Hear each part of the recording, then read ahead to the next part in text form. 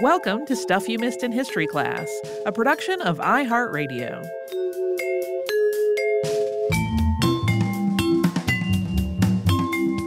Hello and welcome to the podcast. I'm Holly Fry. And I'm Tracy V. Wilson. And back in May, when COVID-19 was still the dominant force in the news cycle, I had the chance to talk to two people from the Atlanta History Center, where their entire team has been finding ways to capture information and artifacts related to the pandemic to ensure that future generations have access to a really robust record of this unique time. We mentioned this collection project pretty briefly in one of our previous episodes, but Holly got in touch and asked if they would like to talk at more length about this effort, as well as what it's like to figure out how to keep a living history museum going and fulfilling its whole mission when you have to be closed to the public. And so this first interview is with Sheffield Hale, the president and chief executive officer of the Atlanta History Center. And Sheffield and I talked about everything from the History Center's living collection to how the pandemic is going to impact the way workforces function in the future. So here is Sheffield. So Sheffield, my co-host and I have spoken on the show about the points where each of us realized that this pandemic was happening at a level that was going to directly impact our daily lives. But I'm curious what that moment is like from an institutional perspective, where staff and community are significant factors to think about. Like, when did you realize that this was going to fundamentally change business operations for the History Center? I guess it's probably the Friday that we closed. I finally realized it. It was sort of like a slow motion roll of watching this happen across the country, watching other museums, not wanting to be the first, not wanting to be the last, trying to gauge public opinion of the safety of your staff first. And it reminds you a little bit of when we see the snow coming, right, for a snow day. Yeah. You're trying to figure it out and you're watching what everybody else is doing.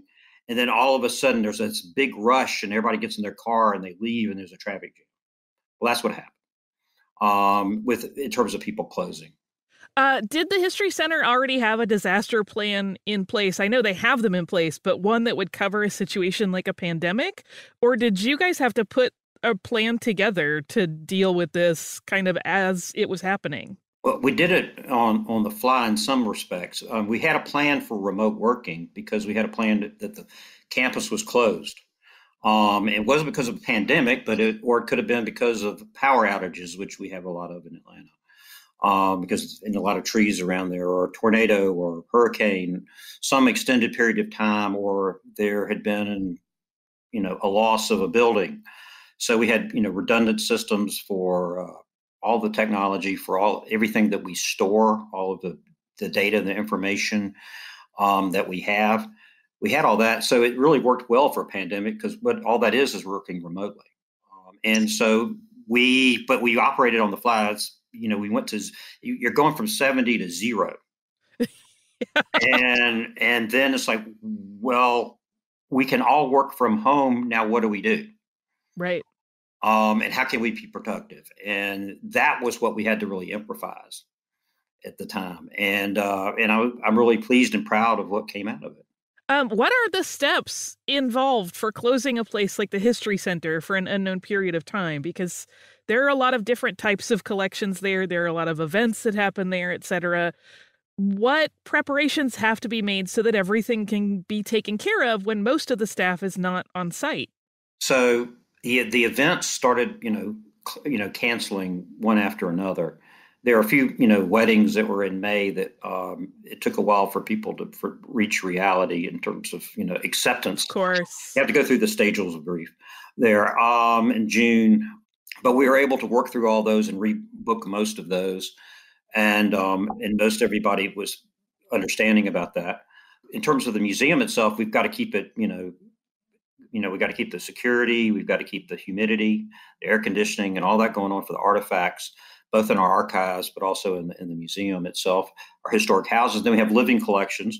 We have goats and sheep and turkeys and Rhode Island red chickens that all have to be fed, and stalls have to be cleaned. All that has to happen during the pandemic. And then we have the other living collections, all of the flowers and plants that have to be tended to. So we had to work out a way for our gardeners to be socially distant when they were, coming back and use their own tools. I mean, we went through this whole elaborate criteria of, looking around the country and at other botanical gardens to figure out what they were doing. Were there any special things that you had to do for the living collections? I'm very worried about the animals. I want to make sure they're all good. Well, we made sure we had redundancy in terms of who knew how to feed them and how much and when, and that they didn't meet each other, and that, we went through all of this elaborate, you bring your own lunch, bring your own tools, don't use anybody else's tools. So a person can use this cart or that cart. These bathrooms are designated for each of you. Oh, wow. I mean, we went, it's because it's certain group here, certain group there. So if one group got infected, that wouldn't impact the other group. Right. And so we spent, a lot of time figuring that out. And a lot of it's on the fly, and we hadn't been through this.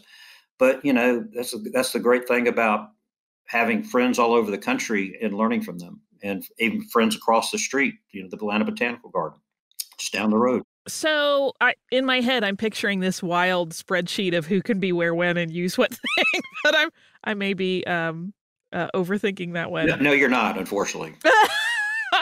I hope you're preserving that wild spreadsheet as part of the historical record, actually. Like, I legitimately do, because that's one of those things people don't think about that seem maybe mundane and not really part of a pandemic prep, but that's part of how we all get through, right? This is the green potty, and this is the red potty, right? Right. What has been the hardest part of all of this? You said you had planned for work from home for very temporary closures, like a power outage, but this is a temporary closure that is longer in length and probably larger in scope than you guys normally have. What's been the biggest challenge?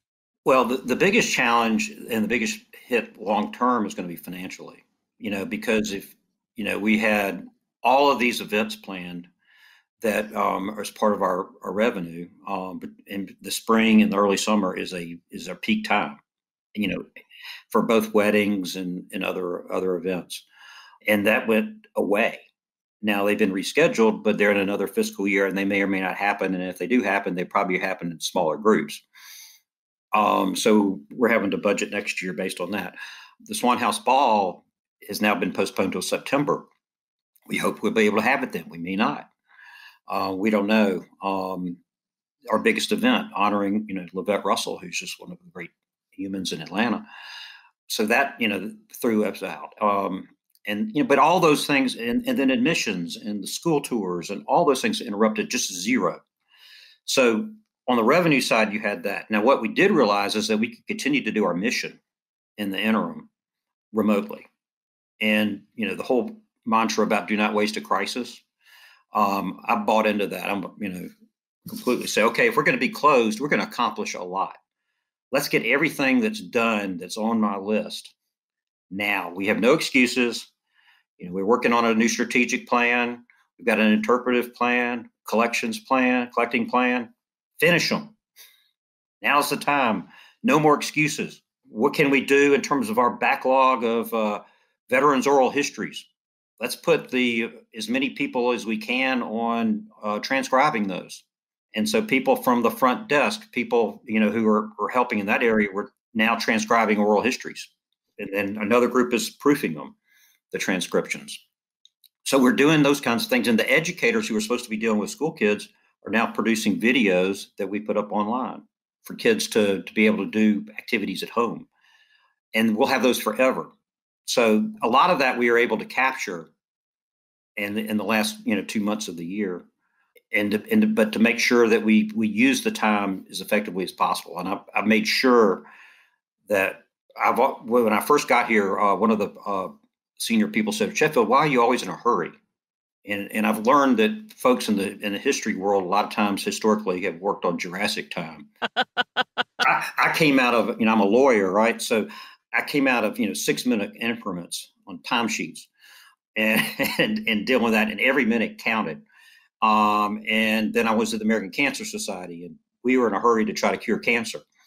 And I'm mission driven, and so we're in a hurry.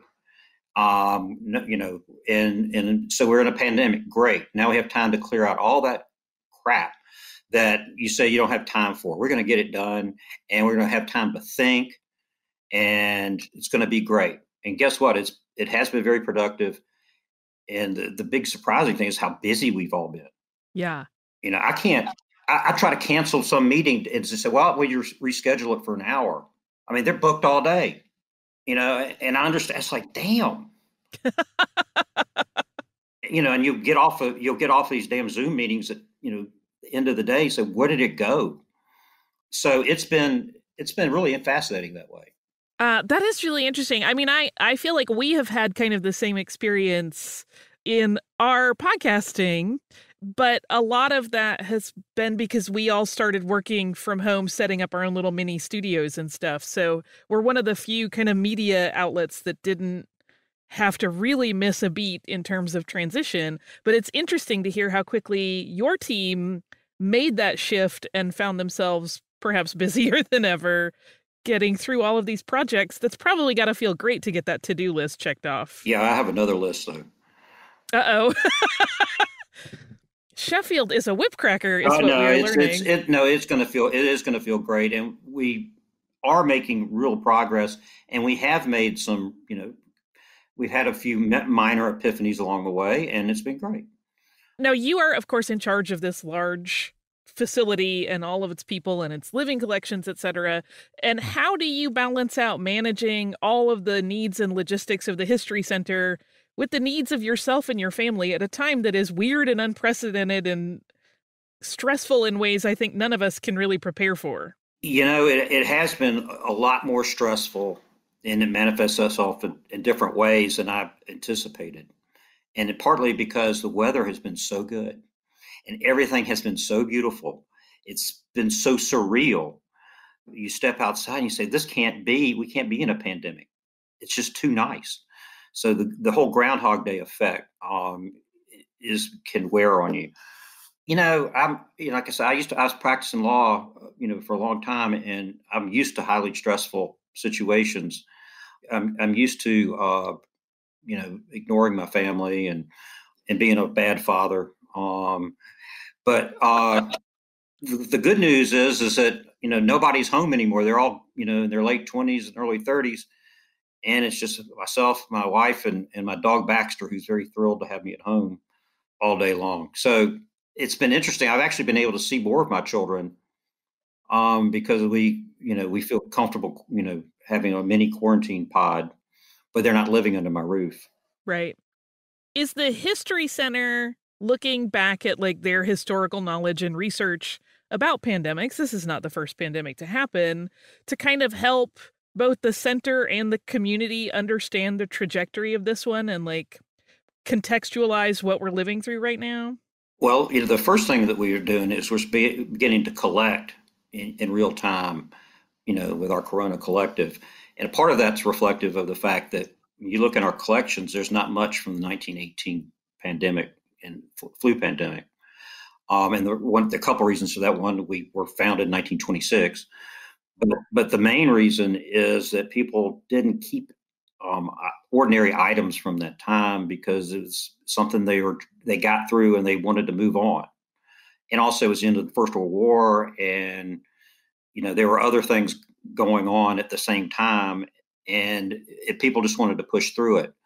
So I think there were a lot of learnings. There's a lot of history that's in the newspapers and other places that you can go back and read about.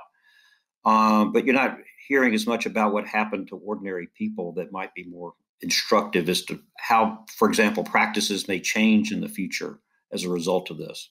We all assume that, our world has changed forever and we're not going to go back to certain practices. Well, we don't necessarily know that, but probably true in many areas, but we can't predict the future. All we can do is collect the present and then let other people gather in 20 or 30 years and say, oh, that's when that happened.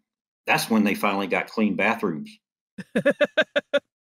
What has been the biggest surprise in all of this for you? Because there have to have been things that just took you completely off guard.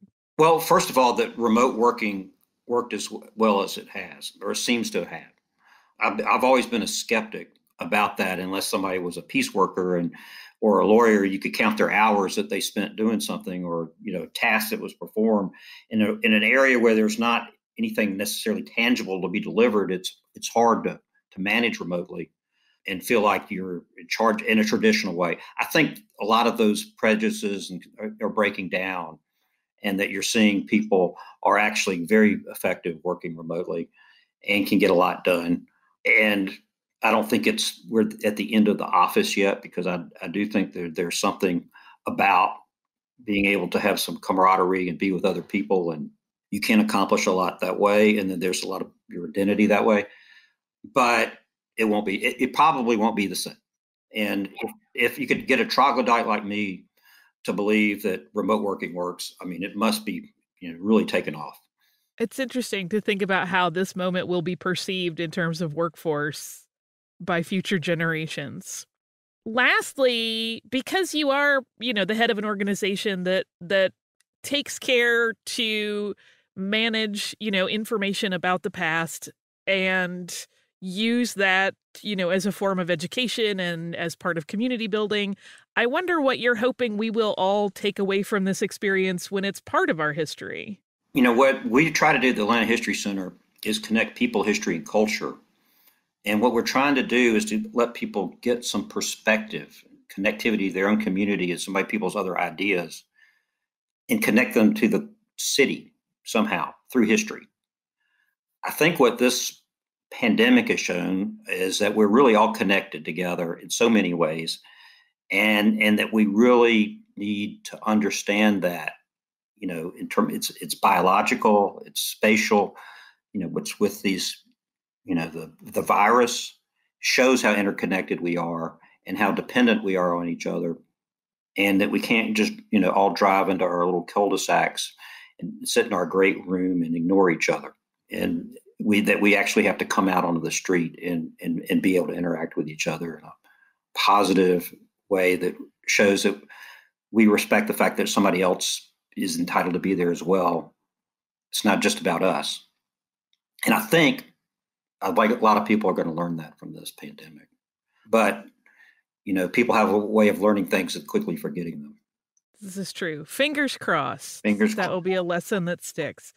Sheffield, thank you so much for spending time with me today. I really appreciate it. Oh, it's been a great pleasure. Thank you. And thank you always to the History Center for all the amazing work you guys do. I love that place. So I'm always happy, and it's always a treat to talk to everybody from there. We'll be back soon. Yeah.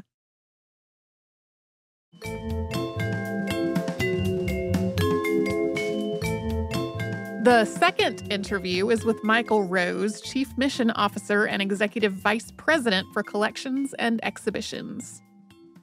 So, first off, will you tell us exactly what it is you do at the Atlanta History Center? I have the title of Chief Mission Officer and Executive Vice President for Collections and Exhibitions. And what I like to tell people is I get to do the fun stuff.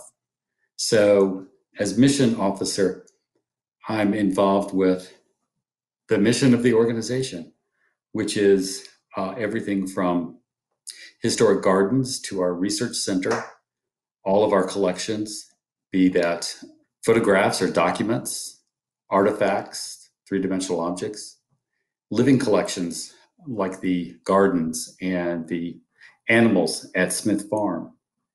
And we develop the product, as it were, for the public, and that can be exhibitions and a wide variety of other visitor experiences.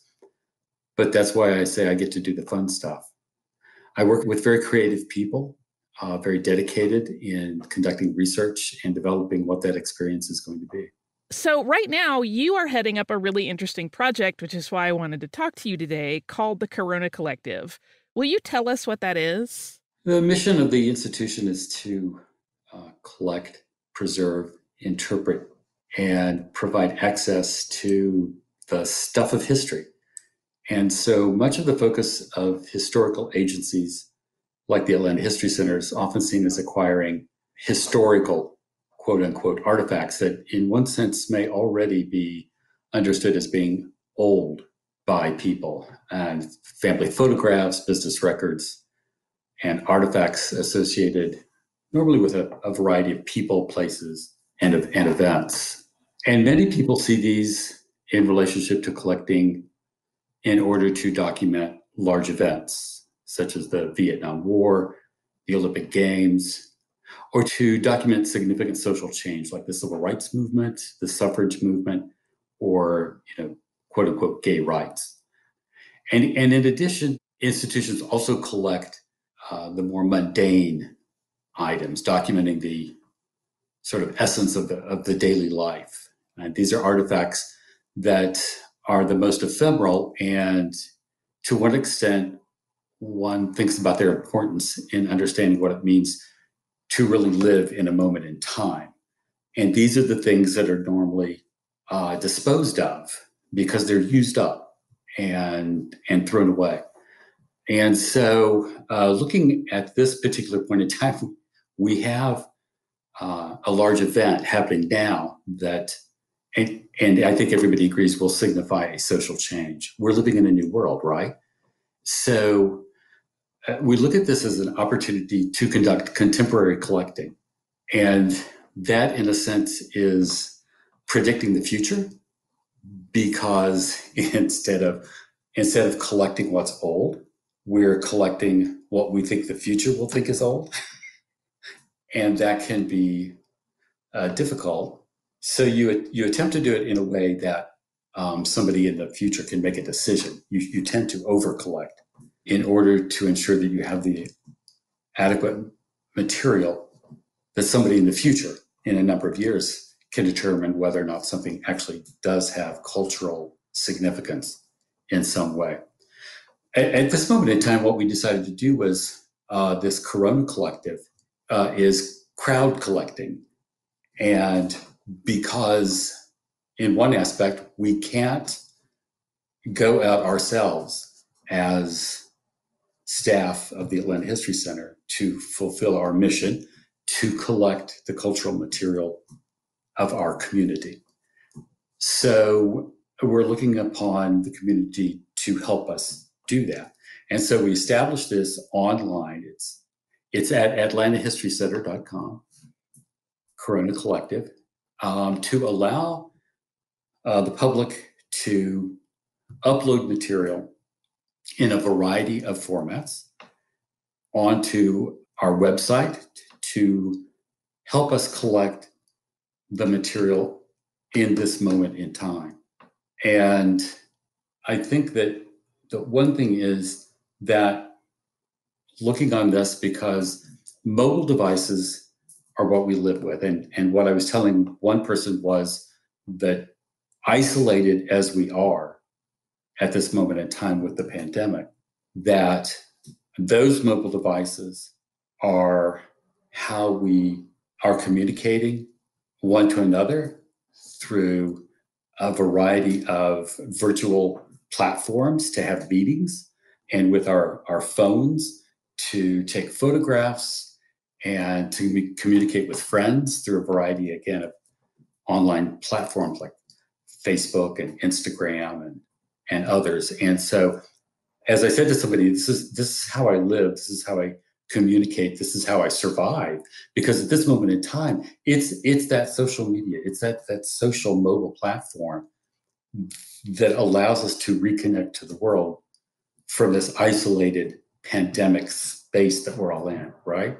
And we can use all of that material that everybody is living with to document what's happening. And so we're providing a platform on our website for people to upload this material to help us document, like I say, this moment in time, this pandemic. And so that's what the Corona Collective is. It's crowd collecting for contemporary collecting in order to document life as it is right now. And that includes, quote unquote, major things like that you would think of, such as the restrictions by state and local governments and things like that. But it's that what I refer to as that mundane documentation of our daily lives. It's well, let me just say that this is the online component is is only part of the initiative. Because in addition to that, the staff is still going out on their own, social distancing and wearing masks, to document this with their own mobile devices and in other ways, and collecting artifacts that we know that we want to keep. So we're keeping a list of those artifacts that we can collect now, that we can collect after the restrictions are lifted and we're able to get out again. And we're also asking certain individuals in different professions or fields to document their experiences as well. My niece is a nurse in a hospital. I have a nephew who is a firefighter. So we're talking to first responders and asking them to specifically document their experiences. We have one young man who was an intern at the Atlanta History Center, and he had been called up to the National Guard and assigned to Charlotte to help locate possible sites in Charlotte for temporary hospitals. So he is documenting his experience as well. But in this collecting, getting back to the mundane part, I joke with someone about, at some point there will be an exhibition about all of this, and I can envision in this gallery space at the Atlanta History Center the display case with the bonnet, the glass bonnet on top of it, and inside with the light shining out from above is a roll of toilet paper, because that is one of the symbolic items of this: a bottle of hand sanitizer, homemade masks. These are the sorts of things that we're thinking about collecting, because they are so symbolic of what we're all living with right now. Oh, that sounds actually kind of amazing. And I'm going to stop right there. Yeah. I'm picturing someone from the future stumbling into that section of a display and just being like, toilet paper? What is this about? But boy, has it been an important part of this experience for a lot of people. And you're right, it is a symbol of all of this that we don't necessarily think of in that way. Everyone's concerned about having it, but we really don't think about how that is going to be a touchstone of the descriptors of this many, many years from now. You mentioned that your staff is going out and, practicing safe practices, but collecting artifacts. What kind of artifacts are they collecting? Well, they are actually collecting the toilet paper and the hand sanitizers. We're lucky in Atlanta to have a series of distilleries. And so I don't know if you're aware, but some of the distilleries in town have turned to making hand sanitizers from the alcohol that they have at their disposal. And so they're putting that hand sanitizer that they're creating into pump bottles, and they're branding them with their distillery name. And so we're collecting that sort of artifact. And I do have one staff member. She didn't have to leave her house to collect this because she had it in her house. And she has promised to donate the teddy bears that she placed in her window. Are you aware of that placing teddy bears? Because that activity in neighborhoods is something that kids can get out of the house and go around, and it becomes a hunt to find the teddy bears, right?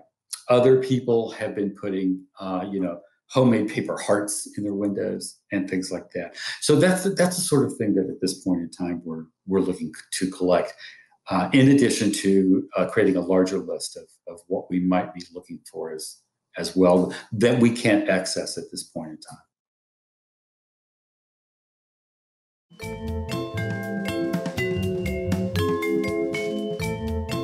Now, you also mentioned specifically like that you're documenting our local and state, government advisories, et cetera.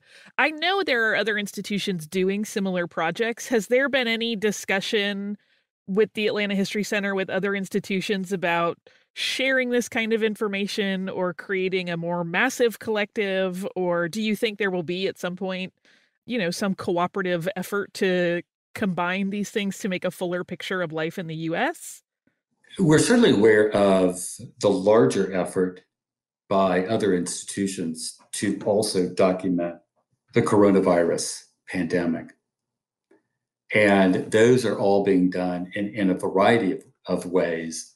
I'm aware of the Historic New Orleans collection is using an automated system to collect tweets. And so they have advised people to use a particular hashtag so that it would be easier for their system to identify and collate those for their system. Other institutions are asking people to simply send them an email and let them know what they have and let the staff contact them again. The Indiana Historical Society is doing something very similar to what we're doing in allowing the public to upload a variety of formats for digital content.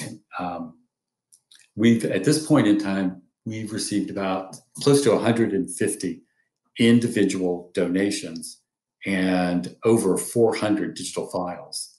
And that can be everything from a written document that is uploaded, and that can be a description from somebody who has suffered from the virus, or someone who is caring for somebody who is suffering from the virus, to poetry and other formats, and videos and photographs. So it's been a wide variety of content that we have been receiving. There's not an essential coordinated effort between institutions. I don't think at this particular point in time that any of us are competing one against another.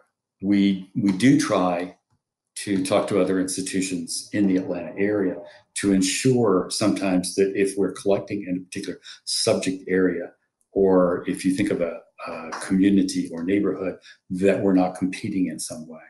But I don't think at this particular point in time with this subject matter, with the corona, that we're competing in any way. But I think that in the future, if there's ever an effort for us or other institutions to have programming, certainly with exhibitions and with developing other product, as I refer to it, for the visitor experience, there's always the opportunity to find out what somebody else has and to borrow that for an exhibition or access photographs or textual content or something like that to add it to whatever we're doing. Very cool. What is going to happen to all of these materials once they're submitted? The Corona Collective on our website is, as I mentioned, is one part of a larger initiative to document the coronavirus pandemic. The material that's supplied online by the public is uploaded, and we have to go through the technical aspects. There's a release form that everybody has to complete, and anyone under 18 has to have permission signed by parents. Anything that's uploaded becomes the property of the Atlanta History Center, allow us to use, and we don't guarantee to use or save absolutely everything, but it does become part of the collection of the Atlanta History Center, and in two ways. We preserve that for our own use in exhibition or online content, as well as part of our research collection, also making that available to the public to be able to access, to use for research or other methods, so that if somebody was creating a documentary about the pandemic and they were looking at Atlanta, they could come to the Atlanta History Center, they could review these materials, and they could possibly use any of this content in creating a documentary. And I use that as just one example of how the public might be able to access this material and use it themselves, working with the Atlanta History Center in some format, in addition to the History Center using it as the institution. So I have to ask, do you have a favorite item that has been submitted so far? That's that's the hard one, because they're all great. Just getting the submissions has been rewarding, that the people are doing this, and frankly, we've been very, very pleased with the response that this has received. One thing that we haven't received yet is that we are working with a local school, and the students have been assigned a project to create their own digital journals to be able to supply. We haven't received those yet, but I think up to 60 students have been tasked with doing this. I look forward to seeing that. I think that at this point in time, probably the thing that was most moving for me was one of the very earliest donations that we received, and that was simply the story of a woman who had the virus, and she discussed the difficulty she had in obtaining medical assistance, in getting a test to find out if she actually had the virus, and then her description of suffering through it. And she recovered and supplied this to us. It's a moving document to read and to understand the loneliness of this. And that's another aspect that my niece, who I mentioned earlier, is a nurse, and her discussion of the fact that people are dying alone, and she has to be there and help those people because family and friends can't be there with them in this pandemic, and how difficult that is for people to suffer through. It's interesting because I wonder if all of these people who contribute, surely they have some sense of it, but if they really realize how incredibly important and meaningful all of this is going to be down the road, when these are really like the truest words you could speak are those of someone experiencing a moment. It's fascinating to me, and I hope they understand the gravity of just contributing. Well, I hope they do. The fact that they are taking that effort to make this documentation to help us with this is meaningful. I think that one aspect, again, is that the fact that these are the voices of the people who are living at this moment in time. And so many people think of history as being names, dates, and places and events. And it's not about memorizing those facts. It's about understanding how people lived, and the relevance of that to our lives today. Having more voices that can represent that experience just adds to the complexity and understanding of history. And so, yes, this will be in the past, and somebody in the future will be making a decision about what to keep or not to keep from our contemporary collecting. But they'll have a wealth of material to choose from a wide variety of people. And I think that's a very important aspect. So, last question. Do you stay pretty objective about it, or do you have a hope of how all of this will be seen in 100 years, 150 years, etc.? Do you think about the legacy of the work you're doing right now, or is that too heady? That's a hard one. Sorry. That's okay. I think about, in one aspect, I think about this as it's my job, and so I do it. But that's not to say that it becomes a humdrum daily exertion or something, because what we do, we understand, the people that I work with, that it's a mission and it's a cause. And I think that despite the day-to-day aspects of a job, we know that the job we're doing is rewarding, and we know that it serves a purpose.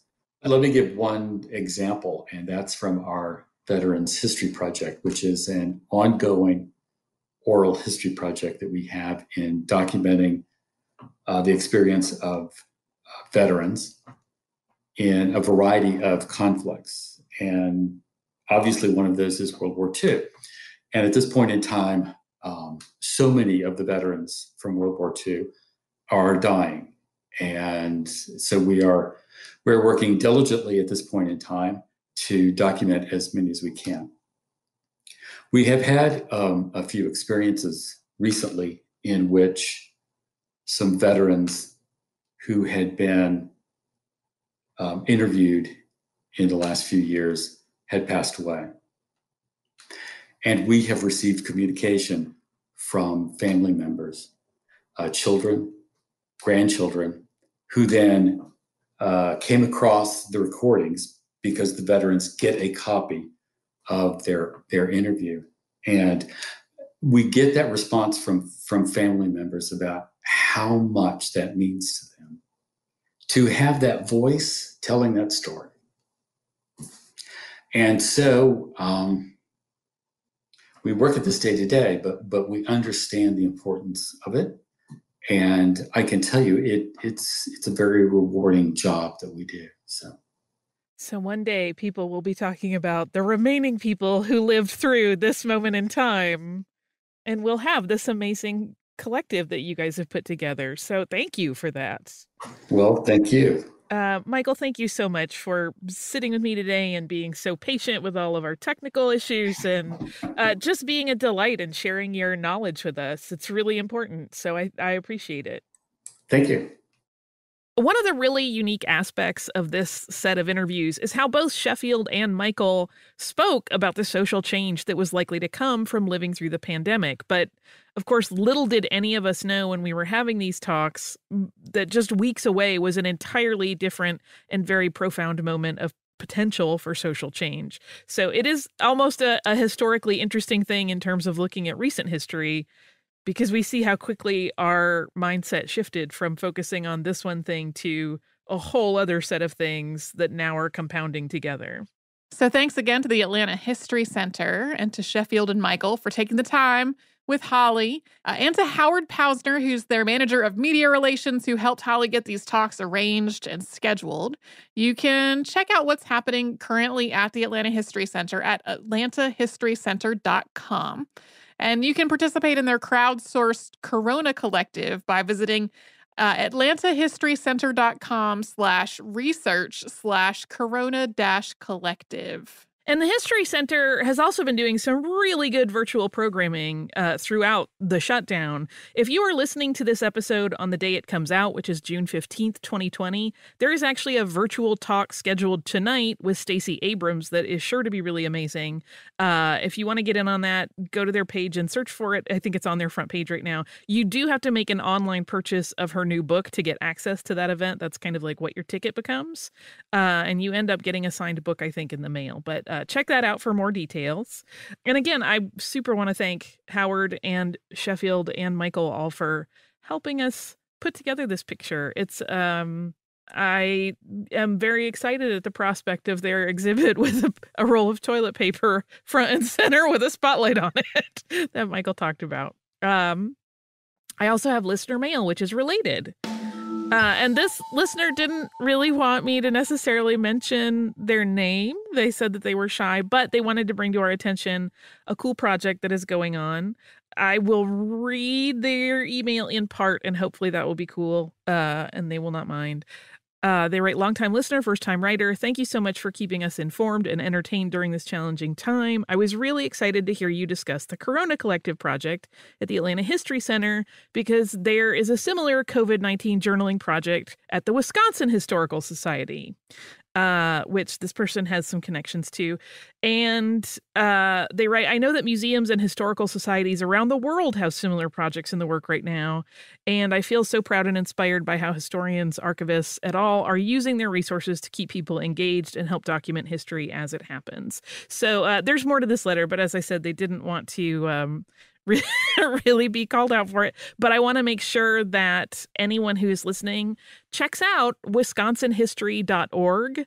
If you want to go to their COVID-19 Big History landing page, that is wisconsinhistory.org/Big History is happening. And then you can also search around on their site because they also have a journal project that's going on, as well as a poster project that's going on that you can check out. And it's really, really cool. Michael also mentioned an effort going on in New Orleans. We mentioned when we talked about all of this before, like, check out your local history museums who are probably doing similar things, or their historical societies that probably have similar projects in the works, and make sure that you participate if you want to, because this is going to be a really cool thing for future historians and researchers to have access to, so that they know what regular people were actually thinking and doing as they lived through all of this. Yeah. If you would like to write to us, you can do so at historypodcast@iheartradio.com. You can also find us everywhere on social media as Missed in History. And if you would like to subscribe to the show, we would be delighted to have you. You can do that on the iHeartRadio app, at Apple Podcasts, or wherever it is you listen.